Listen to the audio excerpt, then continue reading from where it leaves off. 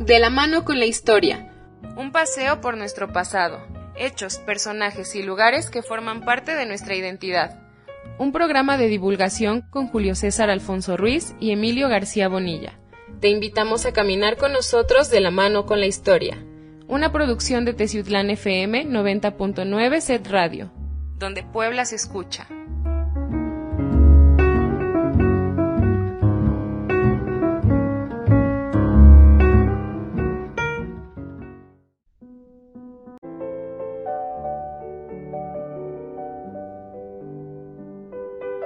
Buenas tardes, amigos y amigas, una vez más estamos aquí con ustedes transmitiendo el programa de la mano con la historia. Mi nombre es Emilio García Bonilla y saludo también a Julio César Alfonso Ruiz. ¿Qué tal, Emilio? Muy buenas tardes y también muy buenas tardes a todos nuestros radioescuchas. Un gusto nuevamente compartir micrófono y tarde contigo para compartir a todos nuestros amigos y amigas un poquito de la historia de nuestra comarca y región, y más que el día de hoy hablaremos de la economía y el comercio a lo largo del tiempo de nuestra comarca. Así es, antes de comenzar de lleno les recordamos que estamos transmitiendo desde XHTEZ 90.9 de Teciutlán FM, donde Puebla se escucha, desde la antigua estación del ferrocarril de Teciutlán, y les recordamos que están abiertos los teléfonos para llamadas y mensajes. Teléfono para llamadas es el 231-31-329-73 y para mensajes es el 231-100-15-79.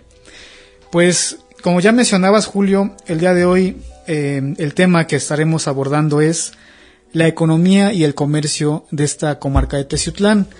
Como ya hemos mencionado en programas anteriores, una de las vocaciones de nuestra ciudad y nuestra región desde tiempos ya muy antiguos, pues es el comercio.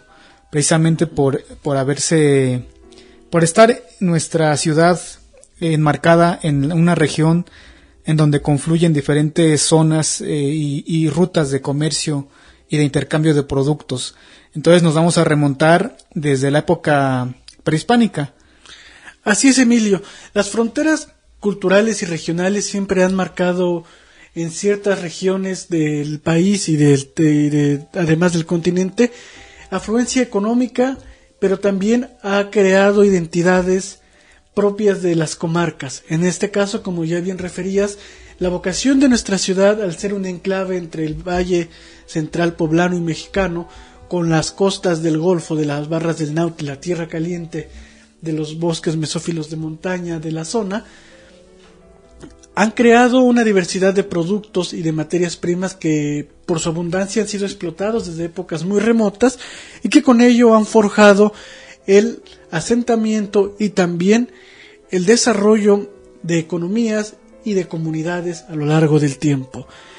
Desde la época precolombina, aproximadamente desde el periodo que los arqueólogos llamamos periodo clásico, que estuvo dominado por Teotihuacán, nuestra comarca funge como un centro comercial en una ruta que iba desde el antiguo sitio arqueológico del Tajín con el gran sitio amurallado que es Cantona. Cantona era una ciudad que se dedicaba a la explotación de un cristal volcánico que ahora conocemos como obsidiana. La calidad de este producto que se explotaba en esta región, en zonas como Alto Tonga, Tlatlauqui y obviamente Oyameles y Zaragoza, era distribuido por este centro rector de la región, y Teciutlán era parte de este centro de comercio. Por esta región pasaban una gran cantidad de elementos como navajillas, núcleos. Los núcleos son un pequeño fragmento de roca sin estar trabajado, y se distribuía de esta zona hacia lo que hoy es la zona de Papantla, Martínez de la Torre, Tlapacoya, en donde hubo ya de todos los sitios, hasta llegar al Pital en la zona de Nautla.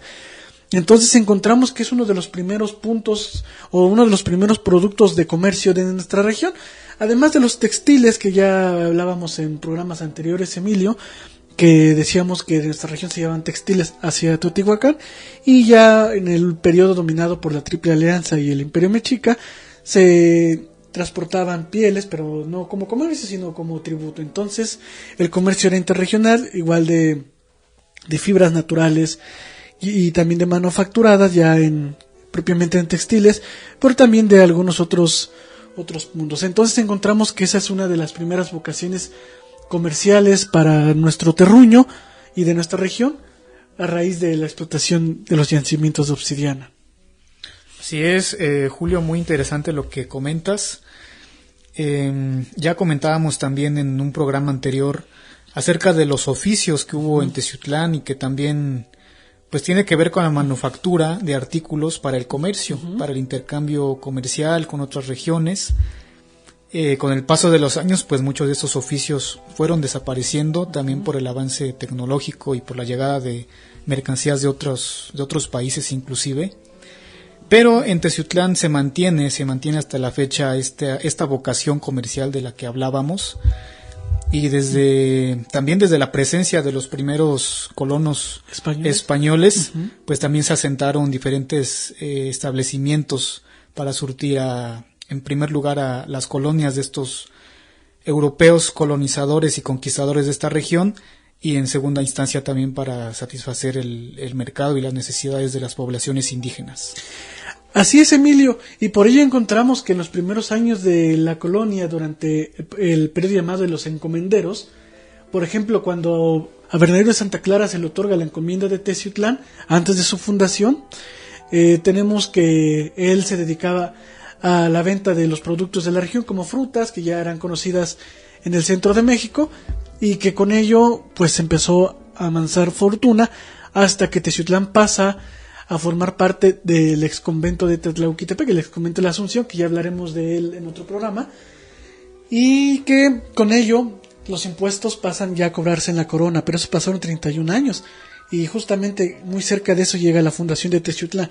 Entonces vemos que la vocación de nuestra región, al igual que en la época precolombina, era el paso y la venta de productos hacia el centro de México, y que justamente con ello también se vieron la llegada de nuevas familias, principalmente para la siembra de productos y plantas como el tabaco. El tabaco jugaría un papel muy importante, Emilio, para nuestra ciudad. Recordemos que en 1766, los datos que se tienen según el censo, que además se repite en 1779, mandado a hacer por la corona, se dice que en nuestra región las principales industrias comerciales eran el tabaco, el trabajo en piel y el ganado. Se habla de que había hacia 1766 a 1779, yo le echaría hasta el 82, pequeños comercios o pequeños talleres donde se trabajaba la piel para convertirla en diferentes productos para después venderlos, pero además el ganado, porque además el ganado va de la mano con la piel. Entonces es algo muy interesante. Y recordemos que hacia esos años tuvimos en Teciutlán la visita del Marqués de Sonora, que ya hablábamos de él el primer programa de La Mano con la Historia, y que él jugaría un papel importante porque, bueno, además de que se construyó un edificio exprofeso para su visita, él sería un pilar para que nuestra comarca se volviera centro también de la distribución del tabaco, porque aquí estaban las pesas, se tenía que subir de Tierra Caliente hacia esta zona para pesarse, e incluso a veces volverlo a bajar por ríos hacia la barra del Nautla. Y a raíz de esta visita tenemos de que los comercios de nuestra ciudad empezaron a pagar impuestos a la corona, principalmente para los tabaqueros, los cuales oscilaba entre 2 cuartillos y 3 cuartillos de real aproximadamente por libra de tabaco. Entonces tenemos que para los inicios, más bien mediados de la época colonial, nuestra ciudad se dedicaba a la venta del tabaco, y que era uno de los principales ejes comerciales y económicos de nuestra región. Además que empiezan a nombrarse los aguardientes, seguramente algún tipo de destilado, puesto que no aparece el nombre correcto del producto de estos aguardientes o fermentados. Muy, muy importante lo que has mencionado, Julio, y también recordar que ya hemos comentado en un programa pasado que a finales del siglo XVIII, que es la época de la que estás comentando, Julio, en Teciutlán ya se conocía la existencia de 18 tiendas, lo cual es un dato pues que igual pudiera pasar desapercibido, pero también nos da a entender la importancia del comercio ya para estos años. Y también referente a la producción y la comercialización del ganado y de los productos derivados de su piel, en un programa ya, cuando hablábamos de los oficios, se mencionó también de la importancia de la industria del calzado en nuestra región, en nuestra ciudad principalmente. Es decir, ya desde el siglo XVIII se remonta este comercio del ganado de la tierra caliente hacia nuestra población y el aprovechamiento de el curtido de la piel y del cuero. Incluso, pues hasta bien entrado el siglo XX se mantuvo esta actividad, no únicamente en lo relativo a la fabricación de zapatos, sino que también incluso se aprovechaba el cuerno. Así es. Del cuerno se hacían, por ejemplo, los cucharones, se hacían botones de cuerno, peinetas, entre otros productos. Así es, Emilio. Además encontramos que durante estos finales del siglo XVIII, y que venía ya como una tradición desde finales del siglo XVI, inicios del XVII, también se empieza a comercializar esa especia que cautivaría el mundo y que generaría uno de los factores importantes para el desarrollo de nuestra comarca y de nuestra región, y también de toda Nueva España, que es esta especie de orquídea conocida como vainilla, que se empiezan a crear monopolios de la explotación de dicha orquídea, que era la zona de Papantla, Gutiérrez Zamora, Martínez de la Torre, Tlapacoyan, Colipa, Misantla y las tierras bajas de Huitamalco y de Teciutlán, que es ahora la comunidad de Coyopol y Aguata, que ya son las zonas que son casi tierra caliente, o el punto intermedio, que ahí ya se empieza a producir este tipo de orquídea. Pero bueno, esto lo vamos a ir desarrollando conforme vayamos pasando la cronología del comercio en nuestra comarca. Después tenemos que en 1879, Emilio, se da una pequeña exposición de frutas que se comercializaban en la región, entre ellos algunas especies de manzanas, mameyes de Tlatlauqui, que eran explotados por una familia de Teciutlán apellidada Rojas Roca, que tenía una especie de frutería. Yo le pondría así porque pues no era así llamada en aquel entonces, sino que era un punto de venta de abarrotes, y que bueno, ellos organizan una pequeña kermés, por así llamarlo, tertulia, en donde hacen una exposición de estos frutos que ellos vendían de la región. Pero bueno, pasan los años y llegamos hacia 1850, en donde encontramos datos de una familia de comerciantes que hasta la fecha sigue teniendo auge aquí en nuestra comarca, que son los hermanos Zorrilla Bringas, quienes eran mercaderes de especias, y justamente siendo una de las primordiales la vainilla, que inician a asentarse aquí en Teciutlán para tener puntos de venta en Tlapacoyan, Martínez de la Torre y Papantla. Pero además también hablan de una pequeña tienda en Tlatlauquitepec. Esa tienda, según el dato de una tesis doctoral del Instituto Mora, se dice que se encontraba a 3 cuadras del convento, hacia el sur. Entonces estamos hablando que está aproximadamente por donde está la terminal de autobuses. Pero bueno, queda todavía para investigarle, y quizá para otro programa para nuestros amigos de allá de Tlatlauqui. Entonces tenemos que en nuestra ciudad empiezan a llegar familias, principalmente españolas e europeas, para dedicarse al comercio. Al ver que esta zona era próspera y que era productiva ampliamente, vieron una oportunidad para amansar fortunas. Por ejemplo, en 1865, Emilio, y que se liga muy cercano a lo que sería la minería del siglo XX, encontramos que en Teciutlán se explotaba el carbón de piedra en un rancho llamado Capula, que era propiedad de Rafael Castañeda, y que mucha gente, principalmente del área sur de la ciudad, iba hacia este rancho, que se encontraba muy cerca de lo que años después sería la mina. Ahí estaba el rancho Capula de Rafael Castañeda, y eso nos habla de que justamente durante el Segundo Imperio de México, durante el mandato de Maximiliano de Habsburgo, nuestra ciudad también explotaba el carbón de piedra. Pasaron los años, y ya durante el periodo llamado la República Restaurada en 1868, se unen 2 fortunas, Emilio y amigas, que es la de don José María Bello, que era un mercader de abarrotes que distribuía desde el antiguo San Juan de los Llanos, hoy Libres, hasta la región de Nautla y San Rafael. Vendía diversos productos y además tenía haciendas ganaderas. Él, por ejemplo, hereda 52,600 pesos mexicanos de la época, a su hija Luis Bello, que además estaba casada con un descendiente de Zorrilla llamado Manuel, y juntos fusionan las haciendas de San Cayetano y Cedro Nuevo. Con ello amansan una fortuna más amplia que conllevaría a volverlos uno de los principales ejes de la élite de la época, al tener diferentes centros comerciales de tiendas de abarrote, ventas de ganado, explotación de piel, café y vainilla. Nos habla de que, por así decirlo, sería como el primer monopolio empresarial de una familia aquí en nuestra región, puesto que abarcaba diferentes rubros dentro de la venta de productos y servicios.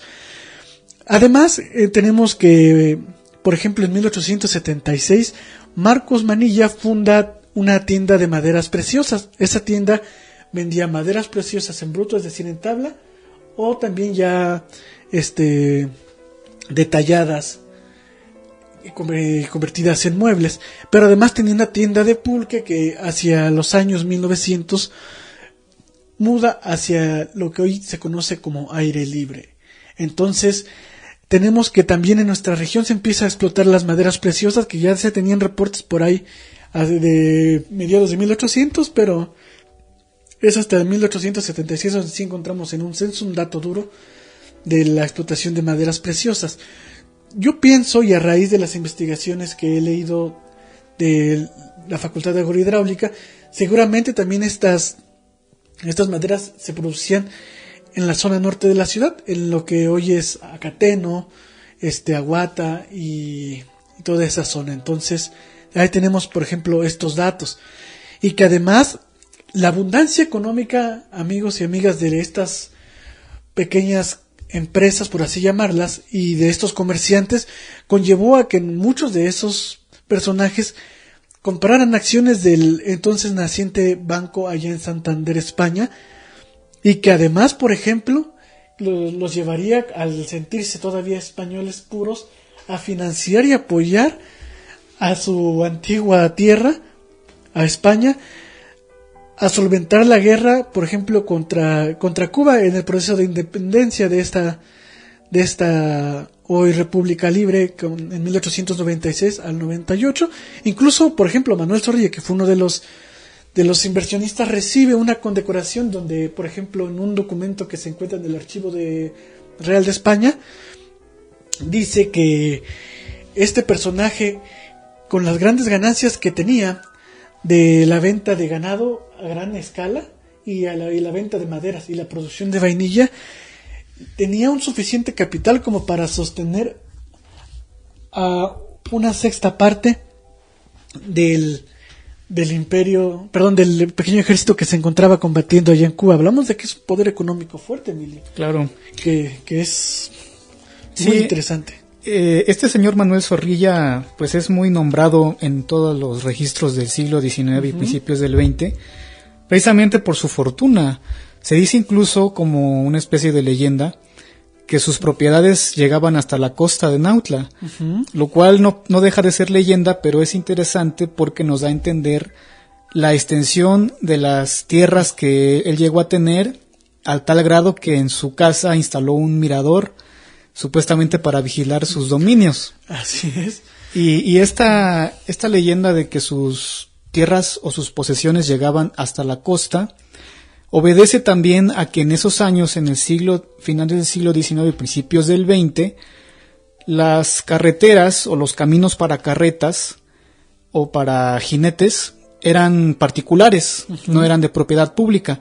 Entonces los jinetes tenían que adentrarse en las propiedades de los dueños, en este caso del señor Zorrilla, y iban pagando un peaje.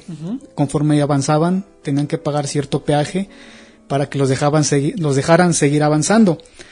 Y entonces pues se reporta que el dueño de cierta propiedad era Zorrilla, luego otro personaje, luego otra vez Zorrilla, y así, de tal forma que andando el tiempo pues se llegó a decir que todo era propiedad del señor Zorrilla. Así es.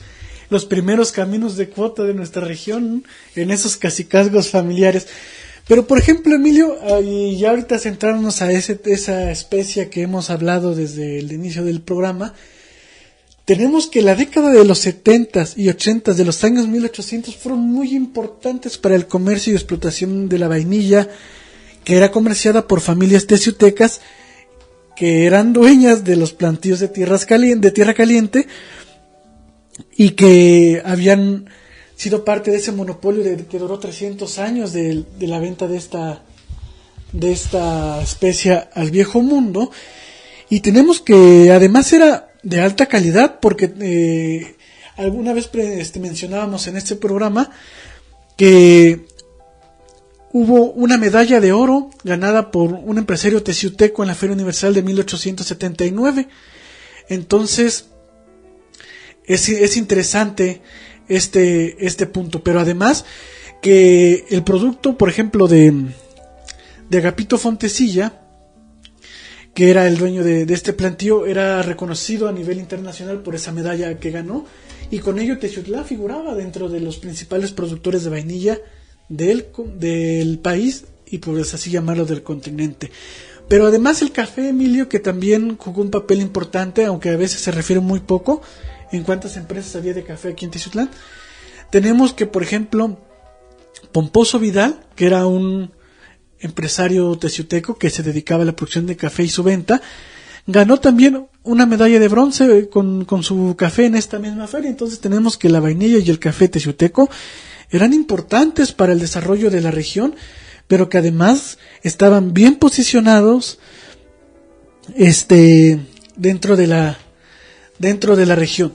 Y pues por ejemplo en 1882 el diario La Voz de México señala que en Teciutlán familias de abolengo se dedicaban nuevamente a la explotación de la vainilla, y que a raíz de la Feria Universal de Estados Unidos se llevó a cabo el pago de 3 centavos de impuesto por libra impuesto por el Estado y por el país, pero además también se habla de la explotación de frutos, de pieles y del ganado. Bueno, la importancia del comercio en nuestra ciudad también influyó en la configuración arquitectónica, porque es en el siglo XIX cuando se construyen muchas de las casas señoriales que todavía conocemos, de las cuales se constaban de 2 plantas adaptadas a los negocios. En la planta alta vivía la familia y en la planta baja estaban las oficinas, las tiendas y las bodegas.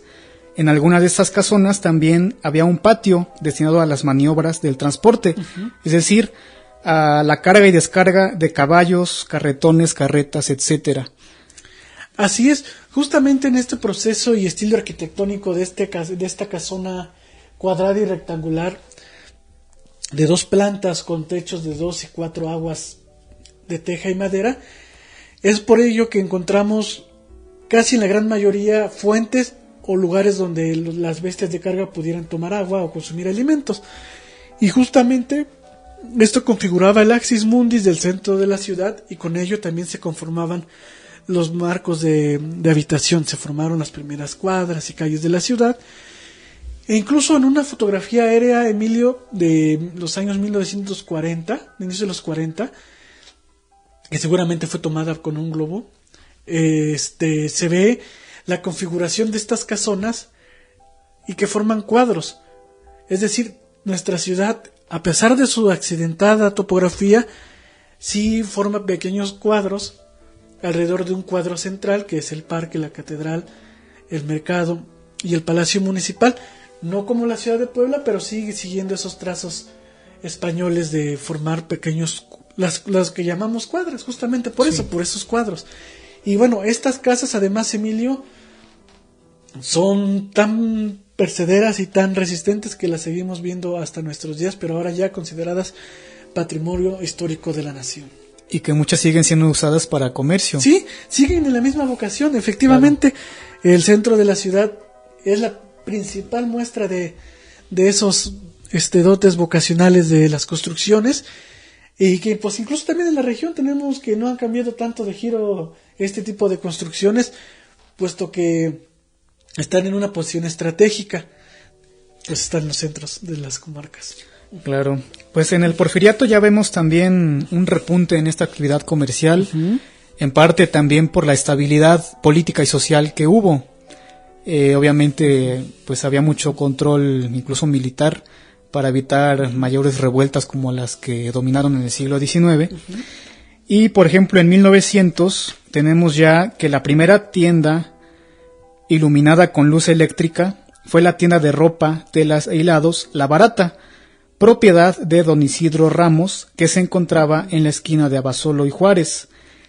En 1905, en las fiestas patrias de ese año, uh-huh, se inauguró el mercado Francisco Machorro, a un costado del Palacio Municipal, donde actualmente se encuentra el Mercado Victoria. Y también para principios del siglo XX se abrieron las primeras sucursales de bancos en nuestra ciudad, es decir, el Banco Oriental de Puebla y el Banco Nacional de México. Eso es bastante interesante, Emilio, porque pues también la llegada de un banco se atribuye a la abundancia económica del lugar al cual arribará. Y pues, por ejemplo, en el Diario Oficial del Estado, que del primer año del siglo XX señala que nuestra ciudad recibió apoyo económico para la manufactura y venta de mangas de hule para la Unión Americana de la empresa del señor Teodoro Robles.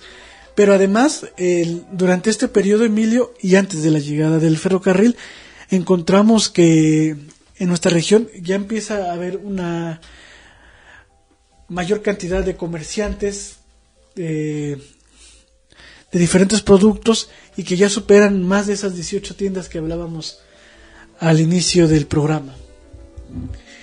Y bueno, les recordamos que estamos transmitiendo desde el Sistema Estatal de Telecomunicaciones Radio XHTZ 90.9 FM, donde Puebla se escucha, y que transmitimos desde la antigua estación del ferrocarril en Avenida Hidalgo sin número, Colonia El Pinar. Además, les recordamos como cada miércoles que se pueden comunicar con nosotros al teléfono 231-329-73 y que vía WhatsApp nos pueden escribir al 231-115-79. Aunado, esta emisora es integrante de la red de radiodifusoras educativas y culturales de México, que nos pueden seguir a todos nuestros amigos y amigas a través de redes sociales en Facebook y Twitter en @TextilanFM, y que nos pueden escuchar en nuestra página web en www.setpuebla.mx-home-radio en vivo, además de poder sintonizarnos y escucharnos vía Spotify. Y bueno, Emilio y amigos, seguía la época del general Díaz y su gobierno, y encontramos que él, en uno de sus proyectos por impulsar la agricultura en nuestra región, empieza a enviar plantas de ciruela y de manzana llamada de primera a un grupo de familias, una de apellido Salas y la otra de apellido Rosales, quienes se encargaron de distribuirlas en la región, y que con el paso del tiempo se adaptarían muy bien a esta región, y con ello también se volverían una parte de la industria comercial de nuestra zona. Por eso tenemos que en muchos años nuestra ciudad fue llamada Teciutlán de las Manzanas, por ejemplo en su Feria de la Manzana que hablábamos en el primer programa, y que además también pues la ciruela era una fruta muy muy codiciada porque era de alta calidad de nuestra zona. Pero sí. Bueno, pasan los años, Emilio, y nuevamente... También me gustaría comentar que se adjudica al maestro Antonio Dirac el cultivo de muchas de estas variedades de ciruelas y de frutas, duraznos y frutos que hoy se conocen como frutos de la región, uh-huh, y que en la finca La Quinta Francia tenía una especie de invernadero, de cultivo experimental, en donde los estudiantes del Liceo Teciuteco hacían prácticas agrícolas, uh-huh, y aprendían, por ejemplo, a injertar los árboles, a las técnicas del cultivo, de la cosecha, y pues también a partir de ahí se extendió por la región esta industria frutícola, que incluso llegaría a multiplicarse con el auge del ferrocarril, con el transporte a otras regiones e incluso a otros países. Así es, Emilio, y bueno, pasan los años y a raíz de esta explotación de las frutas de nuestra región, nuestro país se ve inmerso nuevamente en un conflicto bélico, y es así como llegan nuevos cambios, pero también nos damos cuenta de los poderíos económicos nuevamente. Sí, la Revolución Mexicana, como ya sabemos, el gran proceso histórico del siglo XX en nuestro país, iniciado en 1910, parcialmente concluido en 1917 con la proclamación de la Constitución, pues trastocó también mucha de la actividad comercial y económica en la región y en el país en general, pues también por la interrupción del transporte ferroviario y por la presencia de grupos revolucionarios en los caminos de carretas, pues también hubo cierto estancamiento. Pero hubo también en el aspecto monetario un suceso muy curioso en nuestra región, ¿no? Que se acuñó cierta moneda aquí en Teciutlán por los años de 1913 a 1914, que fueron los años más violentos. Fue la lucha contra las huestes de Victoriano Huerta. Efectivamente. Y varios de ese papel moneda era respaldado por la producción de diferentes productos y su garantía de comercialización, a pesar de estar en este conflicto. Y de hecho existen algunos ejemplares, Emilio, y ya lo platicábamos con nuestros radioescuchas en programas pasados, de estos billetes que dicen Teciutlán. Se pone el monto, que iban variados, también se acuñaron algunas monedas, pero no fue en todas las zonas, sino que hubo puntos específicos como Teciutlán, Zacatlán, Tepeaca, en donde pues sí se acuñaron estos papeles moneda que tenían un valor regional, por así decirlo, y que se iban cambiando conforme se cambiaba de zona, como si fuera un tipo de casa de cambio. Así es. Y bueno, pasado esta etapa violenta de la revolución, en los años 20 comienza un poco a estabilizarse el comercio, la economía, la actividad productiva. Pero también en los años 20, aquí en nuestra ciudad de Teciutlán, es cuando hay una gran movilización de gremios, de trabajadores, de artesanos, de obreros. Y es, por ejemplo, cuando se funda la Unión de Obreros y Campesinos de Teciutlán, el Club Laborista Teciuteco, es cuando tiene presencia política muy fuerte Vicente Lombardo Toledano, pero también en esos años los comerciantes se agrupan. Así en 1926 surge la Unión de Comerciantes de Teciutlán, dirigida por Rodrigo Barrientos, y al año siguiente se transforma en Sindicato de Comerciantes e Industriales. Esto como una forma también de protegerse como gremio de comerciantes y también de hacerle frente a las exigencias de los trabajadores. Pero bueno, ese será tema quizás de un programa posterior. Así es, ya muy cercano al Día del Trabajo estaremos abordando este tema por demás interesante por ser un factor de suma relevancia en la organización comercial de nuestra comarca.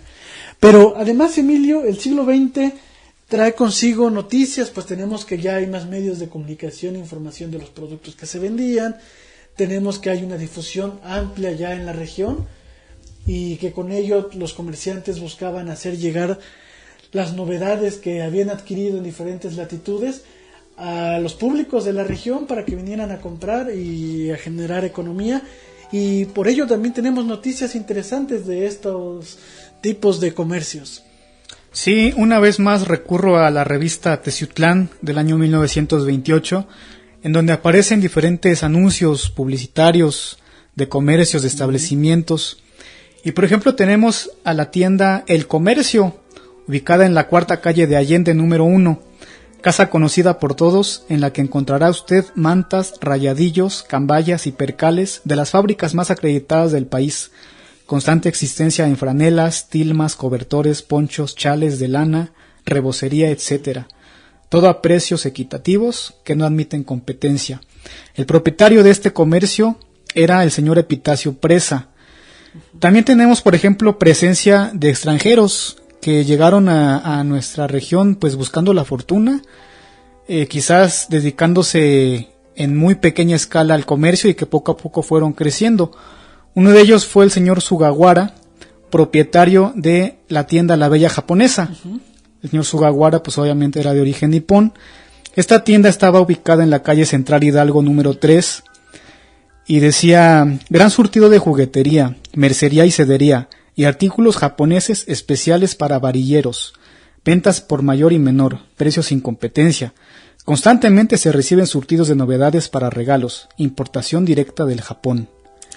Ese dato muy interesante, Emilio, del sol naciendo por estas tierras, y con ello no tiene que ver nada con algo que por ahí una vez se rumoró que había chinos en Teciutlán, ¿eh? No tiene nada que ver, pero bueno, Este anuncio es muy interesante porque también nos habla de la vocación de otros productos diferentes a los que se producían en nuestro estado y en nuestro país, puesto que las novedades del Japón llevaban otras tendencias propias del país asiático. Así es, y esta tienda japonesa, quiero pensar que años después también sería retomada por el señor Kwan Kyu, pero bueno, no tengo el dato exacto. Y también está la presencia de una familia libanesa, cuya tienda sigue estando vigente. En aquel entonces, en 1928, se llamaba La Gran Barata, la Estrella de Oriente, ubicada en la quinta calle de Allende, número 5, la casa que constantemente recibe las últimas novedades en los ramos de ropa, calzado y mercería. En ropa hecha hay pantalones, camisolas, camisas, todo fabricado con los mejores géneros y telas. Para los sastres y varilleros siempre encontrarán todos los artículos que necesitan a los precios más bajos. El propietario, señor Simón Haddad. Este dato de esta tienda libanesa, Emilio, es bastante importante, porque recordemos que la migración del Líbano hacia nuestro país fue principalmente de comerciantes dedicados a la venta de mercerías, varilleros, vendedores de tela y de diferentes productos, principalmente de uso corporal, y que su llegada a Teciutlán también conllevó a un establecimiento que años más tarde sería pues ya una industria como la conocemos hoy, pero que justamente datos como el que hoy Emilio nos comparte en el documental Los que llegaron, producido por el Instituto Politécnico Nacional, habla de que Puebla y que las sierras de Puebla eran importantes para los comerciantes libaneses, puesto que había un poder económico adquisitivo. Así es una colonia con mucha presencia en nuestro estado, ¿no? Incluso han ascendido a puestos políticos. Sí, y que hasta gastronómicamente nos han heredado mucho. Sí, claro. También tenemos una tienda cuyo nombre hace referencia a una actividad comercial, una actividad productiva muy importante de la época. La tienda se llamaba La Mina de Oro. Curioso nombre. El propietario era el señor Amado Miguel. Era un almacén de ropa con completo surtido en artículos del país y extranjeros. Los precios más bajos los encontrará en esta casa. Ventas al mayoreo y menudeo, ubicada en Avenida Central Hidalgo. Y bueno, aquí la Avenida Central Hidalgo pues es crucial, ¿no? Porque pues es la avenida principal. Ahí se asentaron multitud de establecimientos comerciales. Como también fue el caso de la tienda El Centro de Novedades, cuyo propietario fue el señor Marcos Reina.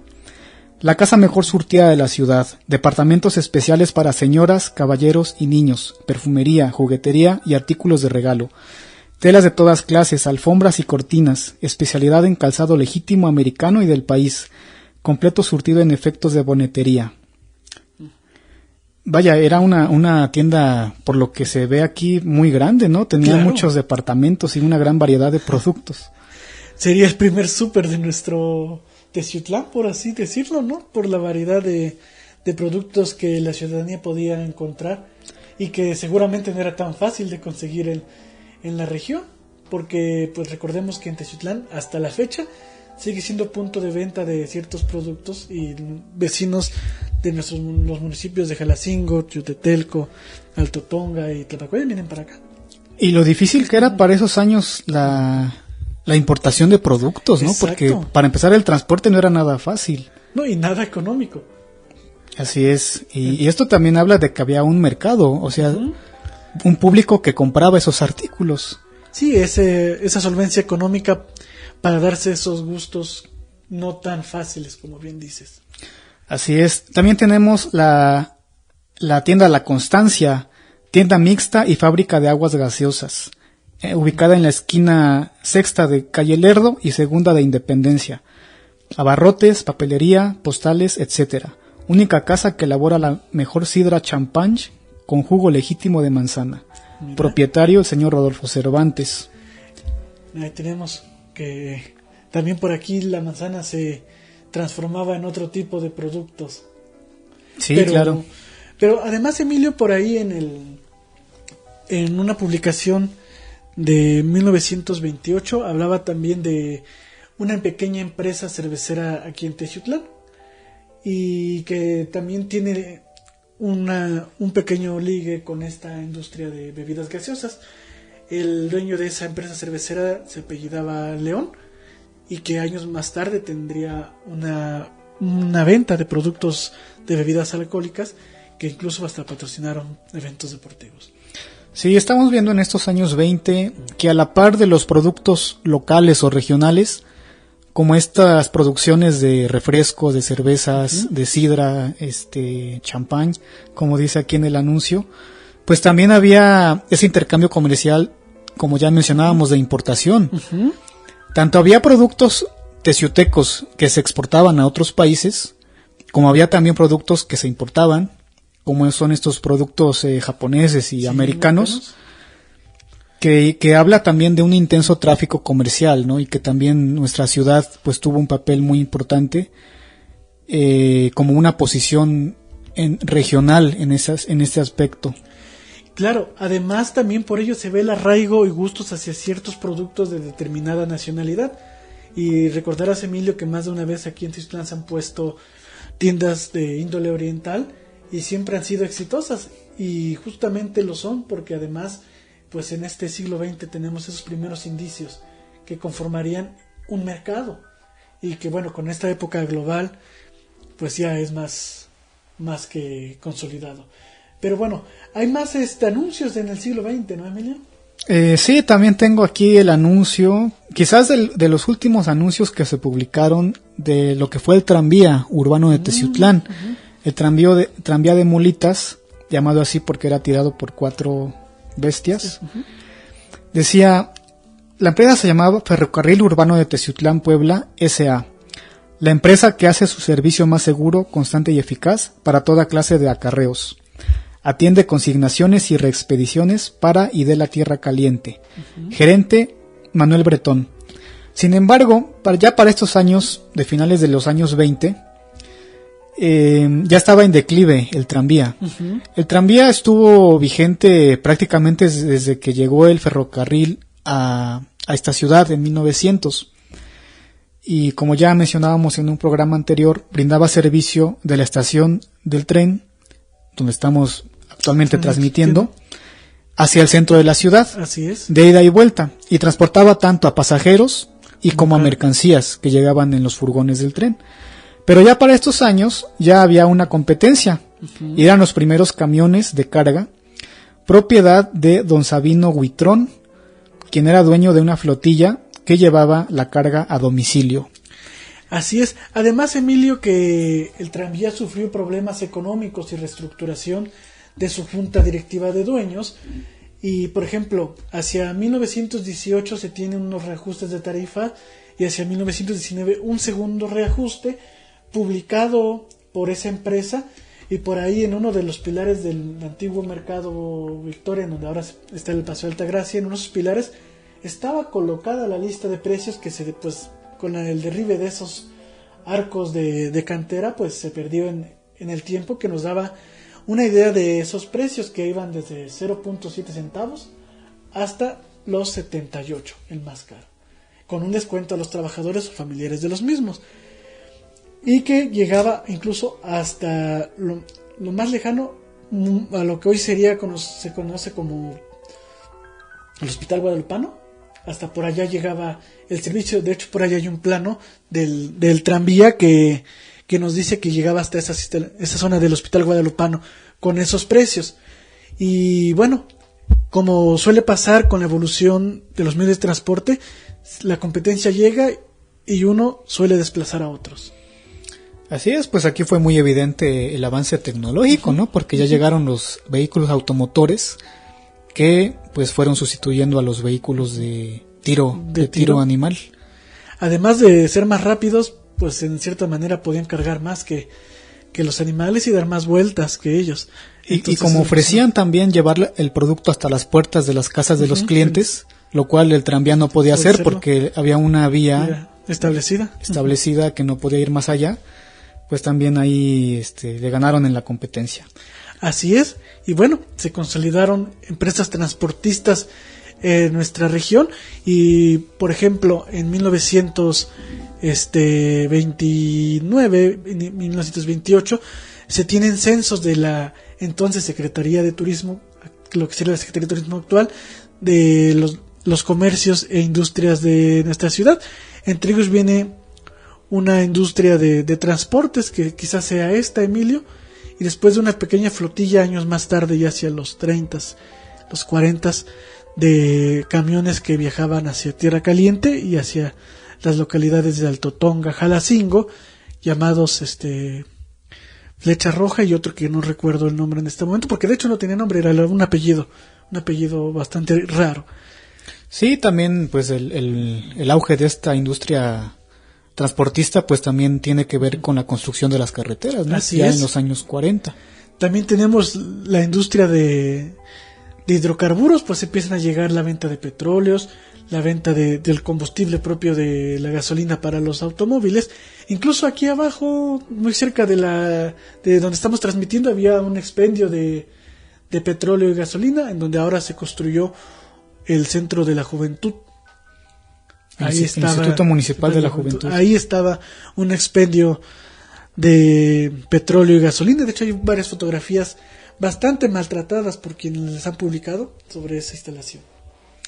Y bueno, llegamos a los años 40 del siglo XX y pues la gran conflagración mundial que fue la Segunda Guerra Mundial del 39 al 45 pues también afectó el intercambio comercial en muchos países. Principalmente pues hubo escasez, por ejemplo, de los productos que venían de Europa. Así es. Los llamados ultramarinos.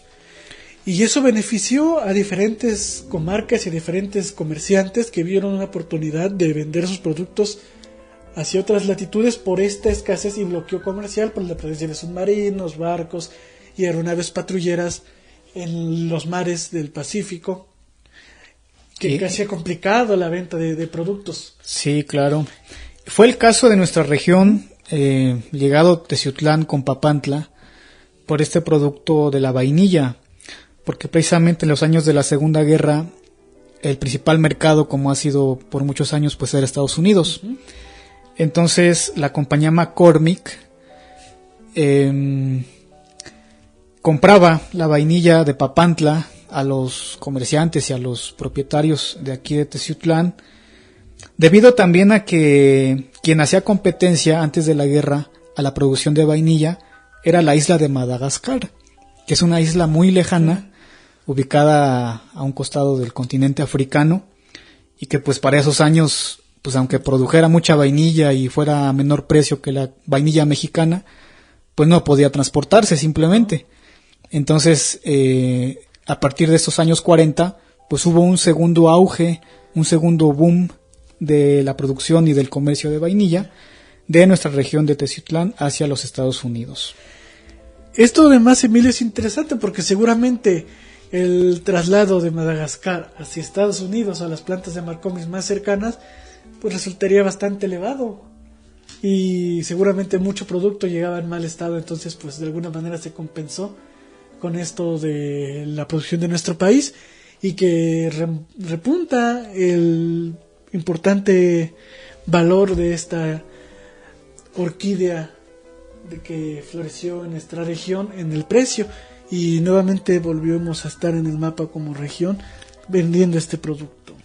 Y surgen nombres muy famosos ya en nuestros años, como fue don Rufino Cajigal, un importante productor de vainilla, y fue de los últimos personajes que podíamos mencionar como que vinculaban la actividad productiva, es decir, que tenían producción en sus propiedades, en sus tierras, con la comercial, que conjuntaban estas dos actividades, la productiva y la comercial.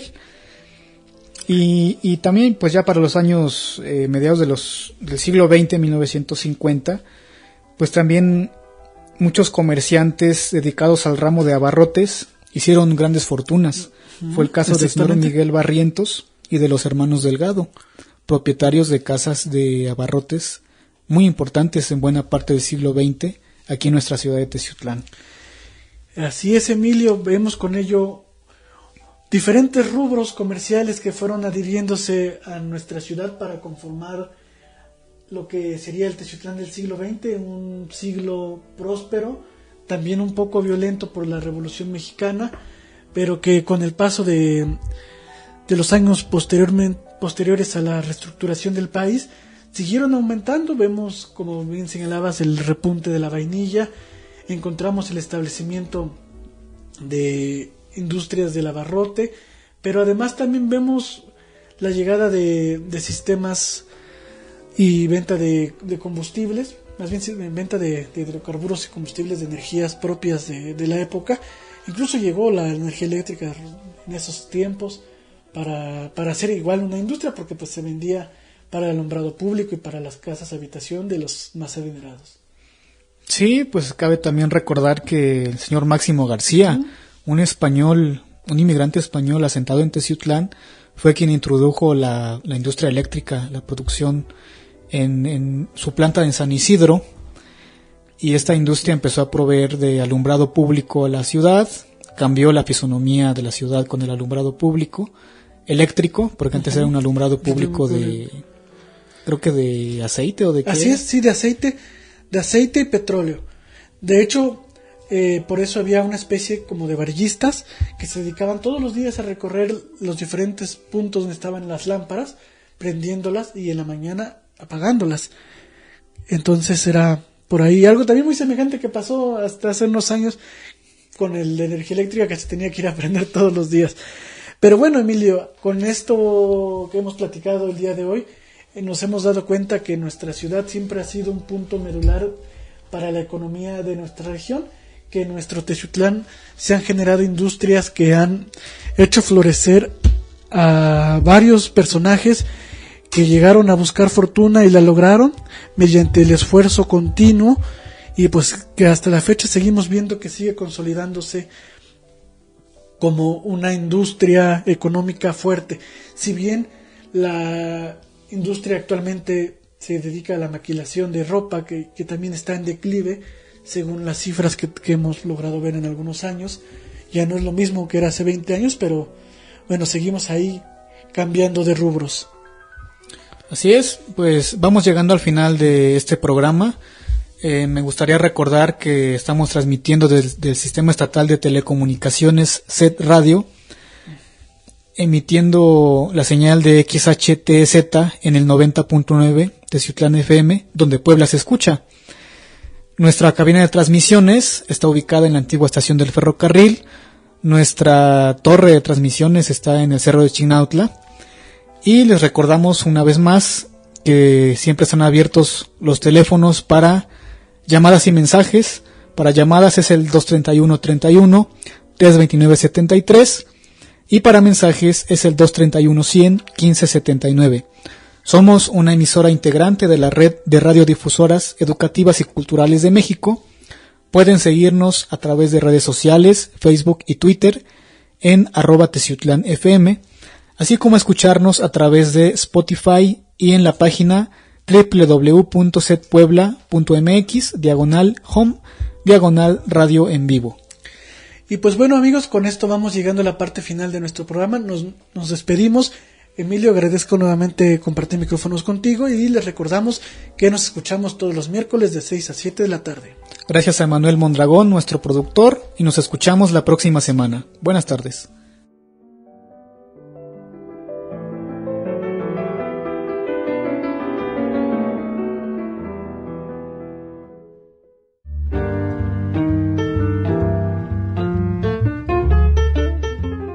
Paseando por la historia de esta región y estado, llegamos al final de esta edición. Nos escuchamos con libreta en mano el próximo miércoles para seguir caminando de la mano con la historia. Una producción de Teciutlán FM, 90.9 SET Radio, donde Puebla se escucha.